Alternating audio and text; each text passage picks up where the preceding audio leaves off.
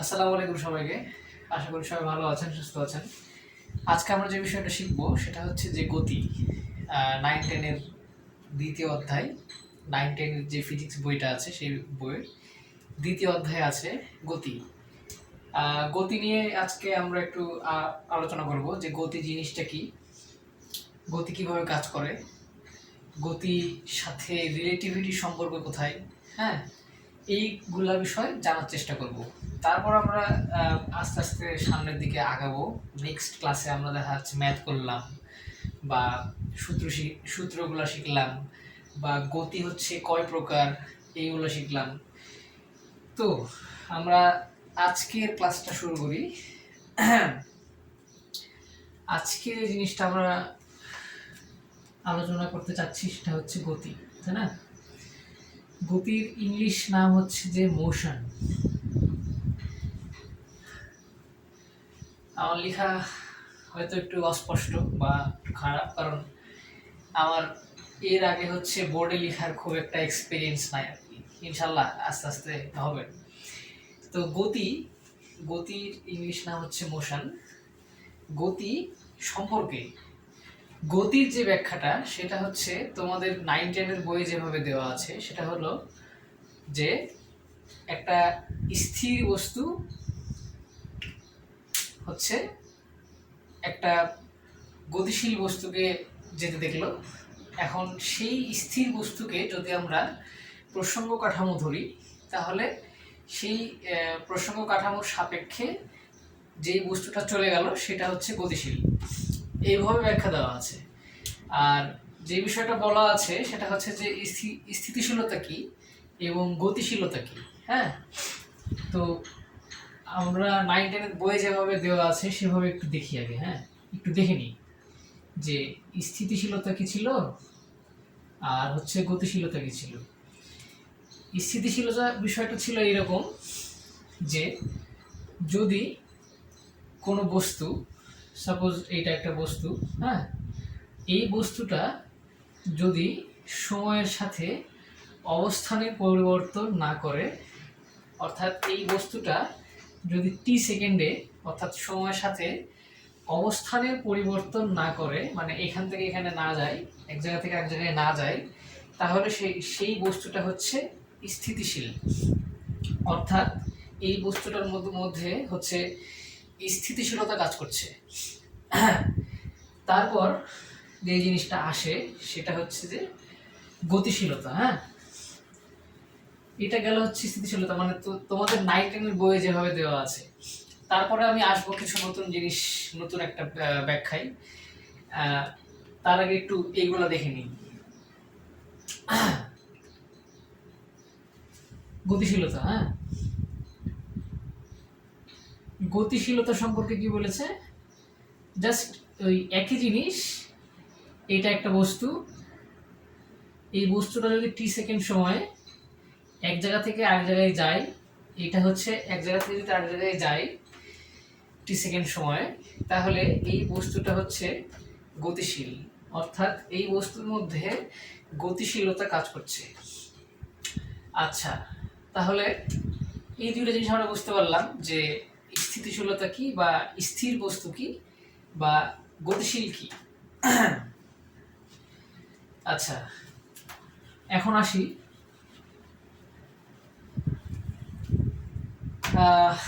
একটু গভীর চিন্তায়। হ্যাঁ, একটু গভীরভাবে চিন্তা করা যে বিষয়টা সেটা হচ্ছে আপেক্ষিকতা, গতির আপেক্ষিকতা। হ্যাঁ, রিলেটিভিটি।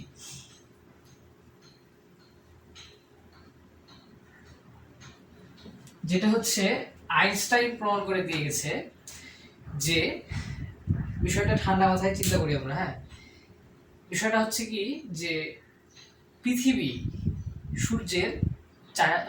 সূর্যের চারিদিকে ঘুরছে সব সময়, এবং আমরা যারা পৃথিবীতে আছি আমরাও পৃথিবীর সাথে সূর্যের চারিদিকে সবসময় ঘুরছি।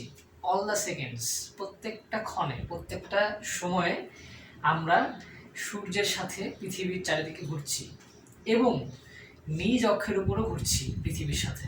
হ্যাঁ, কারণ পৃথিবী তো নিজ অক্ষরের উপরে ঘুরছে।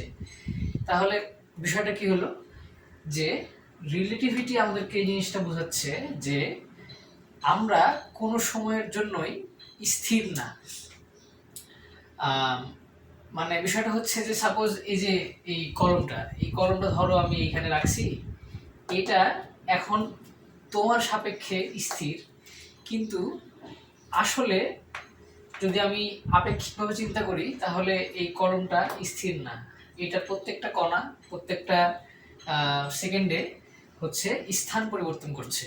অর্থাৎ যে বিষয়টা দাঁড়ায় সেই বিষয়টা হচ্ছে যে গতি বা স্থিতিশীলতা দুইটাই আপেক্ষিক বিষয়। হ্যাঁ,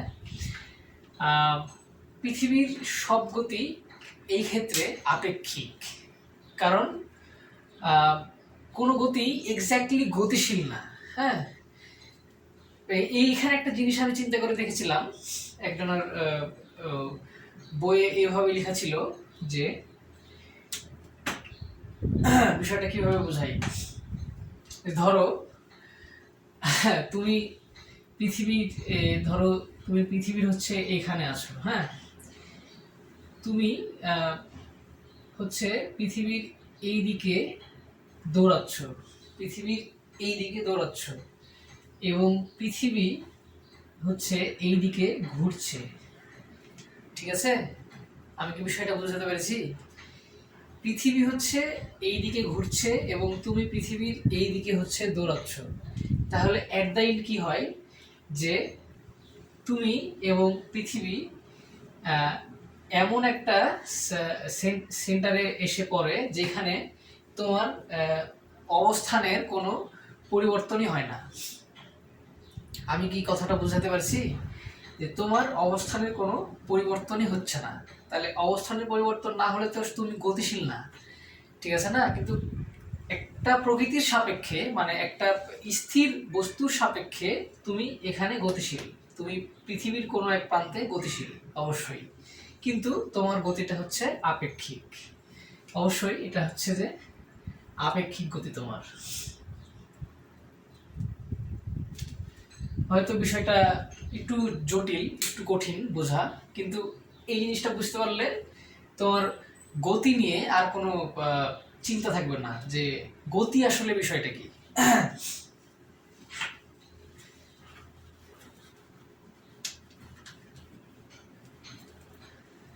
আচ্ছা, এবার আসি প্রসঙ্গ কাঠামো কি জিনিস। হ্যাঁ, রেফারেন্স স্ট্রাকচার।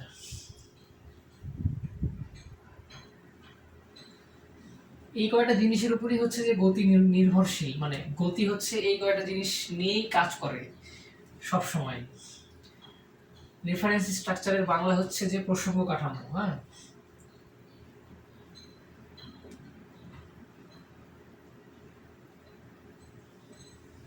প্রসঙ্গ কাঠামো।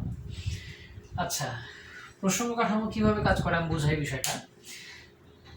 ধরো তুমি রাস্তা দিয়ে হেঁটে যাচ্ছ, তুমি হচ্ছে রাস্তা দিয়ে হাঁটছো। হ্যাঁ, এবং তোমার বন্ধু ঠিক মাঠে এইখানে বসে আছে, তোমার বন্ধু হচ্ছে মাঠে এখানে বসে আছে, তোমার বন্ধু হচ্ছে স্থির অবস্থায় বসে আছে এবং তুমি হচ্ছে গতিশীল। এখন যদি তোমার বন্ধুকে আমরা রেফারেন্স স্ট্রাকচার হিসেবে দেখি, হ্যাঁ, তোমার বন্ধু হচ্ছে প্রসঙ্গ কাঠামো এবং তুমি হচ্ছে মূল বিন্দু। হ্যাঁ, তুমি হচ্ছে যে পয়েন্ট। এখন ঘটনাটা কি হবে, যে তোমার বন্ধুর সাপেক্ষে তুমি হচ্ছে গতিশীল। হ্যাঁ, তোমার বন্ধুর সাপেক্ষে তুমি অবশ্যই গতিশীল যদি তোমার বন্ধুকে আমরা প্রসঙ্গ কাঠামো ধরি। আচ্ছা, এই বিষয়টা ছিল হচ্ছে সহজ, খুবই সহজ। হ্যাঁ, এইটাতে না বোঝার কিছু নাই। আমরা আরেকটা জিনিস দেখি প্রসঙ্গ কাঠামোই। যদি আমরা দুইটা বস্তুকেই সমবেগে পাঠাই, এইটা তো আমাদের বইয়েও দেওয়া আছে যে দুইটা বস্তু যদি সমবেগে যায় তাহলে কি বিষয়টা কিরকম দেখায়। ধরো তুমি ট্রেনে বসে আছো, হ্যাঁ, তুমি ট্রেনে বসে আছো, তোমার ট্রেন হচ্ছে এই দিকে যাচ্ছে 5 মিটার/সেকেন্ড বেগে, এবং তোমার বন্ধু ঠিক তোমার পাশে যেই রেল লাইনটা আছে সেই রেল লাইনে একটা ট্রেন যাচ্ছিল, সেই ট্রেনে বসে আছে তোমার বন্ধু। তোমার বন্ধু ট্রেনটাও তোমার পাশে ঠিক 5 মিটার/সেকেন্ড বেগে যাচ্ছে তোমার পাশ দিয়ে একই সাথে। হ্যাঁ, দুইটা ট্রেন পাশাপাশি একই সাথে 5 মিটার/সেকেন্ডে যাচ্ছে। এখন যদি তুমি তোমার বন্ধুর দিকে তাকাও তাহলে খেয়াল করলে বুঝতে পারবা, আচ্ছা তোমরা কিন্তু সমবেগে আছো। এটা অবশ্যই, এই জিনিসটাকে আমরা বলি হচ্ছে সমবেগ বাংলায়। হ্যাঁ, তোমরা হচ্ছে সমবেগে আছো। এখন যদি আমি বলি যে ধরো তুমি হচ্ছে যে প্রসঙ্গ কাঠামো এখানে, এবং তোমার বন্ধুকে হচ্ছে পয়েন্ট ধরলাম যে তুমি তোমার বন্ধুকে দেখছো। এখন ঘটনাটা কি হবে যে তুমি এবং তোমার বন্ধু, তোমরা দুজন দুজনকেই সবসময় প্রত্যেকটা সেকেন্ডে স্থির দেখতে পাবা। অবশ্যই তোমরা দুজন দুজনকে স্থির দেখতে পাবা, কারণ দুজনার গতি সমান, এবং দুজনার ডিস্টেন্স পার করার যেই কণাগুলা, তোমাদের যে কণাগুলা সেগুলা হচ্ছে প্রত্যেকটা সেকেন্ডে একই সমান ডিস্টেন্স পার করছে। এই জন্যে এই কেসে তোমরা দুজন দুজনকে দেখতে পাবা যে তোমরা দুজনাই স্থির। হ্যাঁ, তোমরা দুজন দুজনকেই হচ্ছে স্থির দেখতে পাবা। আচ্ছা, এটা গেল। কিন্তু এখন যদি আমি চিন্তা করি যে বাইরে বসা কোনো ব্যক্তি স্টেশনে বসেছিল, সাপোজ, হ্যাঁ, এই স্টেশনে হচ্ছে যে একটা ব্যক্তি বসেছিল, সেই ব্যক্তি যদি তোমাদের দিকে তাকায়, তাহলে সেই ব্যক্তি দেখতে পাবে তোমরা দুজনাই গতিশীল, কারণ এই ব্যক্তিটা হচ্ছে স্থির। এই ব্যক্তিটা হচ্ছে প্রকৃতিতে স্থির অবস্থায় আছে। তাই আমরা এই ব্যক্তিকেই রেফারেন্স স্ট্রাকচার হিসেবে ধরতে পারি। হ্যাঁ, এই ব্যক্তিকে হচ্ছে আমরা রেফারেন্স স্ট্রাকচার হিসেবে ধরতে পারি।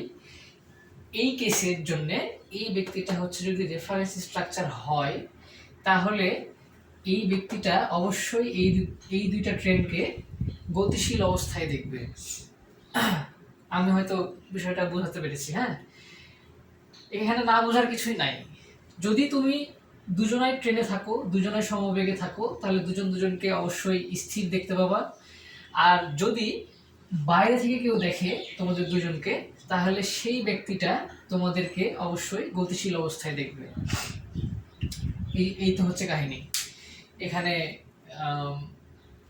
হয়তো কঠিন কিছু নাই না বোঝার। হ্যাঁ, আর যদি না বুঝতে পারো তাহলে ভিডিওটা আরেকবার দেখবা, অবশ্যই আস্তে আস্তে বোঝার চেষ্টা করবা ভেঙে চলে যে কেন কিভাবে কি হচ্ছে। আচ্ছা, তাহলে এই জিনিসটা অবশ্যই তোমরা বুঝতে পেরেছো আশা করি। এখানে না বোঝার কিছু নাই। আমরা নেক্সট যে জিনিসটা শিখব, আমি আসলে এই কথাগুলো বলছি কেন, কারণ গতি অধ্যায়ের সাথে রিলেট করে এসএসসিতে প্রত্যেকটা বোর্ডে চেষ্টা করে কোশ্চেন করার অন্য অধ্যায় থেকে। হ্যাঁ, যে অন্য অধ্যায় থেকে এই অধ্যায়ের সাথে মিক্সিং করে কিছু কোশ্চেন করার চেষ্টা করে। সেইগুলোতে যদি তোমরা আটকায় যাও বা হচ্ছে বুঝতে না পারো যে কেন কই থেকে কি আসলো, তাহলে সমস্যা। তো সেইগুলা বোঝার জন্য বা সেই ম্যাথগুলা ঠান্ডা মাথায় করার জন্য অবশ্যই তোমাকে গতি সম্পর্কে একটা ভালো ধারণা পাইতে হবে আগে। হ্যাঁ, যে সুন্দর একটা ধারণা, তুমি কনসেপ্ট তোমার ক্লিয়ার, তুমি জানো যে হ্যাঁ গতি এভাবে কাজ করে, গতি এটার উপর নির্ভরশীল, এই কয়টা ছাড়া গতি হয় না। এই জিনিসগুলো জানলে সূত্র মুখস্থ করা তো ভাই এটা তো তেমন কোনো প্রেশার না। হ্যাঁ, সূত্র তো মুখস্থ করা যায়, সমস্যা নাই, কিন্তু তোমাকে বুঝতে হবে যে কোন সূত্র কোথায় মানে কাজে লাগবে, বা কোন সূত্রটা আমি ভাঙতে পারছি অন্য ম্যাথ করার জন্য। হ্যাঁ, এই বিষয়গুলো অবশ্যই বুঝতে হবে। আচ্ছা, এবার আসি যে বিষয়টা, সেটা হচ্ছে যে গতির কোয়ান্টিটি কয়টা। কোয়ান্টিটি মানে হচ্ছে যে কয়টা জিনিসের উপর নির্ভরশীল। হ্যাঁ, একটা জিনিস কিন্তু মানে সম্পূর্ণ হওয়ার জন্য, মানে একটা জিনিস প্রকৃত অর্থে পাওয়ার জন্য আমাদের কিছু জিনিস লাগে, হয়তো একটা জিনিস লাগে বা দুইটা জিনিস, তিনটা জিনিস, যাই হোক লাগে। যেমন ধরো যে তুমি ইংলিশে একটা ওয়ার্ড লিখছো, হ্যাঁ, সেই ওয়ার্ডের মধ্যে অবশ্যই ভার্ব, এক্সটেনশন, যাই হোক এইগুলো লাগে আর কি। হ্যাঁ, তো গতি পাওয়ার জন্য আমাদের চারটা জিনিস লাগে, সেগুলোকে আমরা বলছি হচ্ছে যে গতির কোয়ান্টিটি।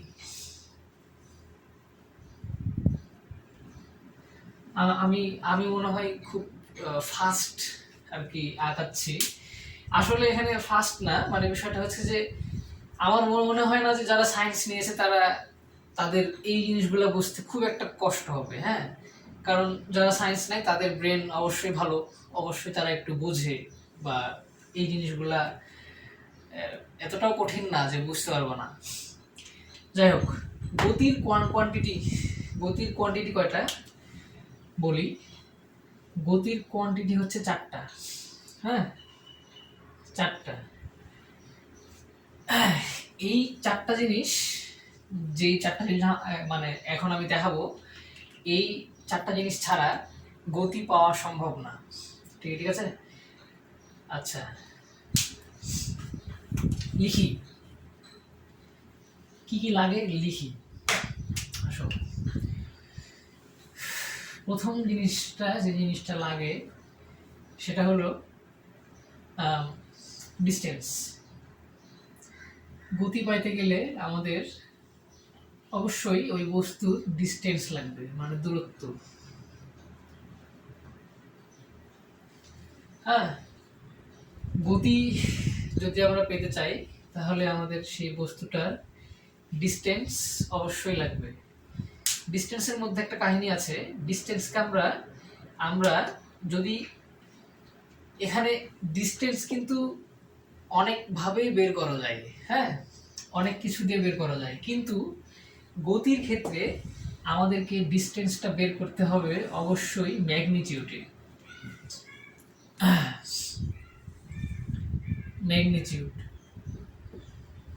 অবশ্যই ম্যাগনিটিউডে এই ডিস্টেন্সটা মাপতে হবে। তাহলে আচ্ছা, ম্যাগনিটিউডের বাংলা কি ছিল? ম্যাগনিটিউডের বাংলা হচ্ছে যে বিস্তার। হ্যাঁ, বিস্তার।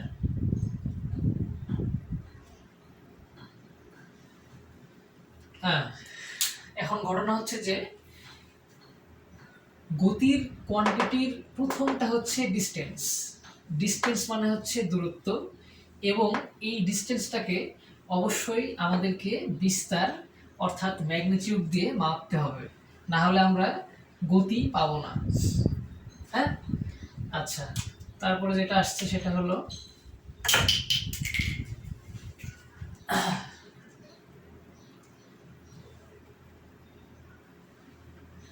ডিসপ্লেসমেন্ট।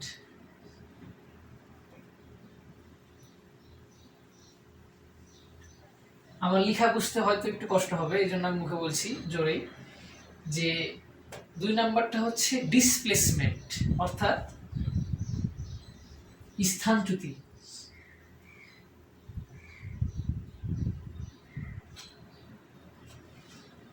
ঠিক আছে, ডিসপ্লেসমেন্ট অর্থাৎ স্থানচ্যুতি। এই জিনিসটা ব্যাখ্যা করতে গেলে হয়তো অনেক কিছু আরো জানতে হবে, অনেক কিছু বুঝতে হবে। তো অত কিছু ভিতরে যাওয়ার দরকার নাই, শুধু জানো যে ডিসপ্লেসমেন্ট থাকতে হবে অবশ্যই। হ্যাঁ, গতি হতে হলে অবশ্যই ডিসপ্লেসমেন্ট থাকতে হবে। আচ্ছা, ডিসপ্লেসমেন্টের যে বিষয়টা সেটা হচ্ছে একটা বিষয়, যেমন ডিস্টেন্সের ক্ষেত্রে একটা বিষয় আছে যে ডিস্টেন্সটা অবশ্যই বিস্তার দিয়ে মাপতে হবে। ডিসপ্লেসমেন্টের জন্যও একটা বিষয় আছে, সেটা হচ্ছে ডিসপ্লেসমেন্টের জন্য আমাদের দিকের প্রয়োজন হয়, দিক লাগে। অর্থাৎ ডিসপ্লেসমেন্টকে আমরা ভেক্টর রাশি বলতে পারি, যে মান আর দিক দুইটাই লাগে। হ্যাঁ, তোমরা হয়তো ভেক্টর, স্কেলার এগুলা সম্পর্কে হয়তো ধারণা আছে। এই ডিসপ্লেসমেন্ট হওয়ার জন্য অবশ্যই দিক লাগে, আর যে যে জিনিসের জন্য দিক লাগে সেটা হচ্ছে অবশ্যই ভেক্টর রাশি। অর্থাৎ ডিসপ্লেসমেন্ট হওয়ার জন্য দিক অবশ্যই লাগবে, দিক ছাড়া আমরা ডিসপ্লেসমেন্ট পাবো না, ঠিক আছে? আর ডিসপ্লেসমেন্ট না হলে গতিও হবে না। আচ্ছা, একটা গেল, দুইটা গেল। 3 নাম্বারটা হচ্ছে টাইম, অর্থাৎ সময়। গতি মাপতে তো অবশ্যই সময় লাগবে, তাই না? কারণ ডিস্টেন্স পার হওয়ার জন্য তো সময়ের প্রয়োজন আছে, সময় ছাড়া তো ডিস্টেন্স পার হওয়া যায় না। আর আরেকটা হচ্ছে স্পিড,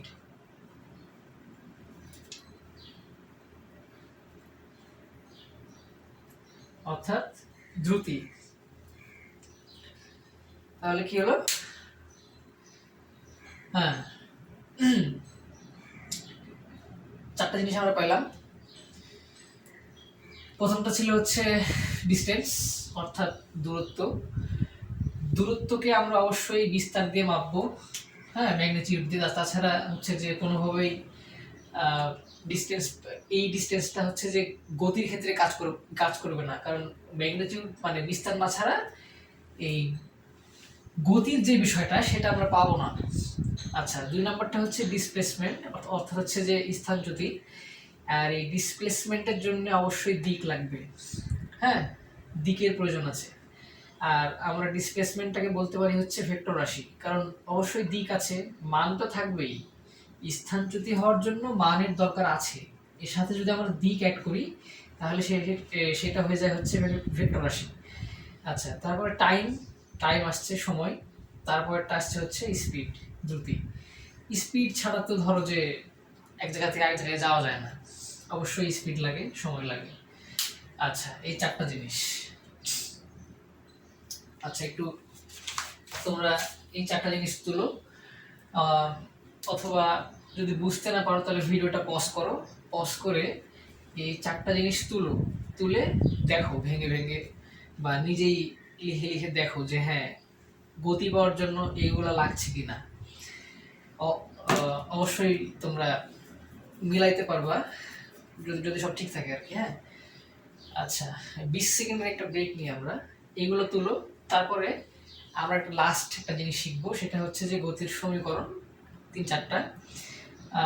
ওই 3-4টা দিয়েই আসলে গতি অধ্যায়টা কাজ করে, কিন্তু ওই 3-4টা সূত্র ভেঙে ভেঙেই আমরা হচ্ছে যে নতুন সূত্র পাই। দেখা যাচ্ছে যে ম্যাথ করা যায় অনেকগুলা, এরকম হয় বিষয়টা। এই কয়টা তুলো।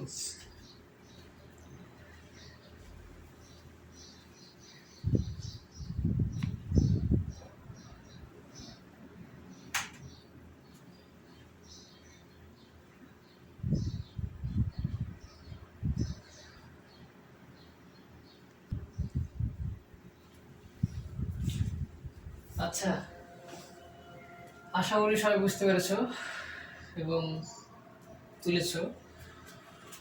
না তুললেও সমস্যা নাই, এইগুলা তেমন একটা ইম্পর্টেন্ট না, এগুলো বুঝলেই হবে। এবার যে জিনিসটা আমরা একটু বোঝার চেষ্টা করি ঠান্ডা মাথায়, সেটা হচ্ছে সমীকরণ। গতির সমীকরণ আছে 4টা, হ্যাঁ। এই সমীকরণগুলা আমাদের কাজে দিবে, সমীকরণগুলো দিয়েই আমাদেরকে ম্যাথ করতে হবে, করতে হবে। আচ্ছা, এখন ঘটনা হচ্ছে এরকম বিষয়টা যে সমীকরণ বুঝলাম ঠিকই, মুখস্থ করলাম, হ্যাঁ, কিন্তু সমীকরণের মধ্যে যেই কথাগুলো আছে, যে লেখাগুলা, যেই ওয়ার্ডগুলো আছে, suppose V is equal to U plus at, এই যে ওয়ার্ডগুলা, এই ওয়ার্ডগুলোকে কি বলে, হ্যাঁ, এদের একক কি, এইগুলো জানতে হবে। এইগুলো না জানলে কিন্তু লাভ হবে না, মুখস্থ করে লাভ হবে না, হ্যাঁ। সায়েন্সে মুখস্থ মুখস্থ বলে কিছু নাই, সব কিছুই বোঝার জিনিস। কিছু জিনিস মুখস্থ করতে হবে অবশ্যই, কিন্তু এইগুলো বুঝতে হবে, হ্যাঁ।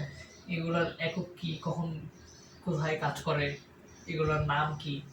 যেমন সাপোজ এ কে আমরা হচ্ছে বাংলায় ত্বরণ বলছি, কিন্তু এর অ্যাকচুয়াল মিনিং হচ্ছে অ্যাক্সিলারেশন।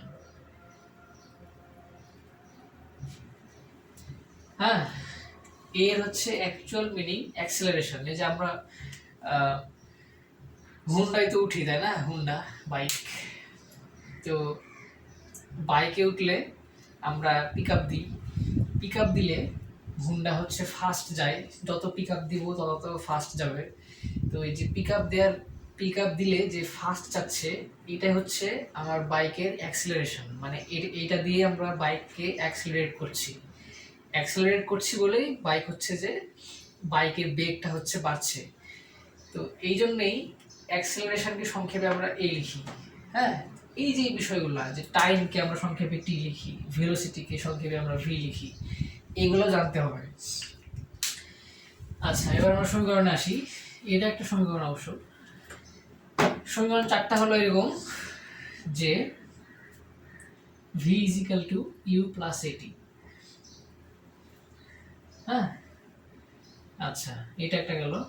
তারপর এটা হচ্ছে s is equal to u plus v by 2 into t।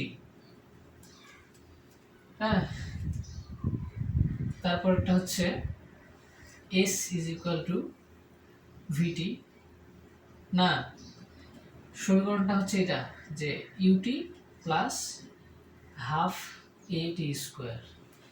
মানে এই সমীকরণগুলো দিয়ে যে ম্যাথগুলো হয় সেগুলো হচ্ছে যে প্রপার ম্যাথ। হ্যাঁ, কোনো উল্টাপাল্টা কিছু না, সেগুলো হচ্ছে অ্যাকচুয়াল ম্যাথ। মানে অ্যাকচুয়ালি আমরা এই কয়টা দিয়েই কাজ করি, কিন্তু দেখা যাচ্ছে কোনো কিছু একটা মিসিং আছে, কিছু একটা দেয়া নাই, তখন আমরা ওইটাকে ভাঙাই। সাপোজ এখানে হচ্ছে এ হচ্ছে যে দেওয়া, মানে প্রশ্নে হচ্ছে এ দেওয়া নাই, সাপোজ যে ত্বরণটা দেওয়া নাই, তাহলে তুমি ত্বরণকে ভাঙাতে হইলে আবার ত্বরণের সূত্র লিখতে হবে v minus you by T. এইরকম পরে আমরা ভাঙাই। হ্যাঁ, কিন্তু তার আগে আমাদের যে বেসিক সূত্রগুলা সেগুলো জানতে হবে। এটা হচ্ছে এই মানে গতির যে 4টা সমীকরণ, এই সমীকরণের কাজ।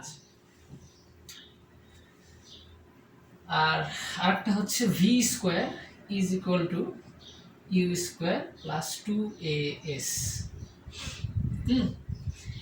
এই 4টা সমীকরণ দিয়ে আমরা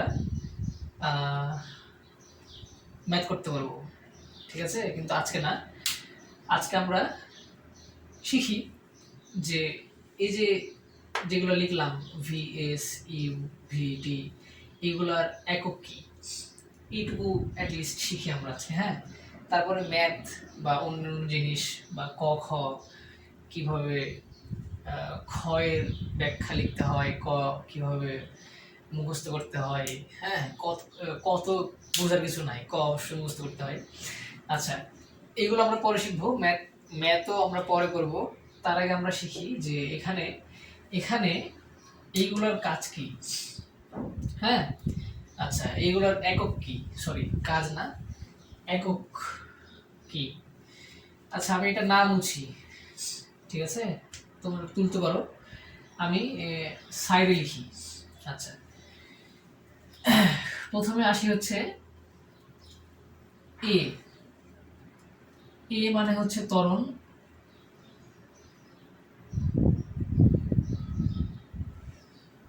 ত্বরণের একক। আচ্ছা, আমি হচ্ছে এককটা হচ্ছে যে ব্র্যাকেটে লিখলাম, ঠিক আছে। ত্বরণের এককটা হচ্ছে metre per second square, m/t square যেটা বলছি আমরা, মানে কেজি বাই টি স্কোয়ার হয়, এই টাইপের কিছু একটা। যাই হোক, তো এইগুলো আমরা প্রমাণ করে দেখাবো কোনো একটা ক্লাসে, ঠিক আছে, এখন না, যে এককগুলা কিভাবে আসে। আচ্ছা, তারপরে ভি কে আমরা বলি হচ্ছে শেষ বেগ। ধরো তোমাকে ভি এর একক হচ্ছে মিটার পার সেকেন্ড। আচ্ছা, ধরো তোমাকে বলেছে এরকম যে স্থির অবস্থান থেকে একটা গাড়ি যাত্রা শুরু করে 5 মিটার/সেকেন্ড স্কয়ার ত্বরণে 2 সেকেন্ড চললো। হ্যাঁ, তাহলে ওই গাড়িটির শেষ বেগ কত, বা ওই গাড়িটার বেগ কত। যদি বেগও বলে, শুধু বেগ বলে, তাও তোমাকে বুঝে নিতে হবে যে ওইটাই শেষ বেগ, কারণ স্থির অবস্থানটাই হচ্ছে আদি বেগ ইউ। এই যে ইউ লিখছি না, ইউ মানে হচ্ছে আদি বেগ, আগের বেগ, প্রথমের বেগ। এইটারও হচ্ছে যে মিটার/সেকেন্ড একক। বেগ বললে আর কি মিটার/সেকেন্ড হয়, এটা ইউনিভার্সাল ট্রুথ। আচ্ছা, তাহলে ঘটনা কি, যে কি বললাম, যে ওই যে স্থির অবস্থান থেকে যাত্রা শুরু করি, তাহলে স্থির অবস্থানে যেই বেগটা ছিল সেটা হচ্ছে আদি বেগ, অর্থাৎ শূন্য। স্থির অবস্থায় মানে কি, মানে গাড়িটা থেমেছিল, থেমে থাকা অবস্থায় বেগ ছিল শূন্য, তাই না? আচ্ছা, ওইটা হচ্ছে মানে আদি বেগ ইউ। আর শেষ বেগ হচ্ছে যে ভি, আর এটা গেল। আচ্ছা, এবার আসছে হচ্ছে এস। এসকে আমরা সরণ বলি, সরণ বা হচ্ছে যে দূরত্ব।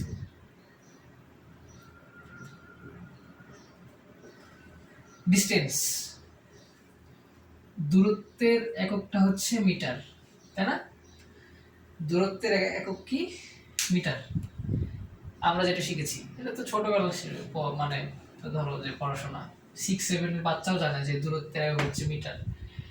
তাহলে এই কয়টাতে ছিল, তাই না? দেখো সূত্রের মধ্যে এই 4টা জিনিস ছাড়া আর কিছুই নাই।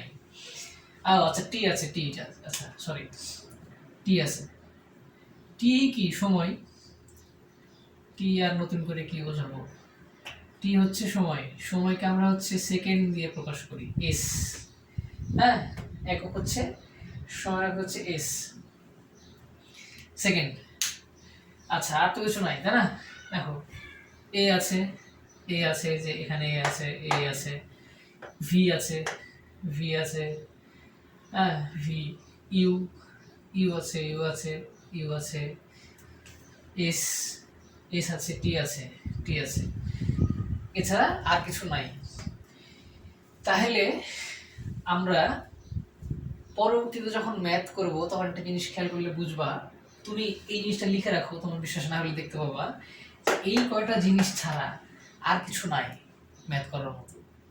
এই কয়টা দিয়েই তোমার গতির যে ম্যাথগুলা, মানে উপরে ওঠার না, পৃথিবীতে থাকার যেই, মানে পৃথিবীর যেই ধরো যে চলাচল, আমরা পৃথিবীতে যে চলছি, এইটার যে গতি, সেটা এই জন্যই গতির সমীকরণ এই 4টাই, ঠিক আছে?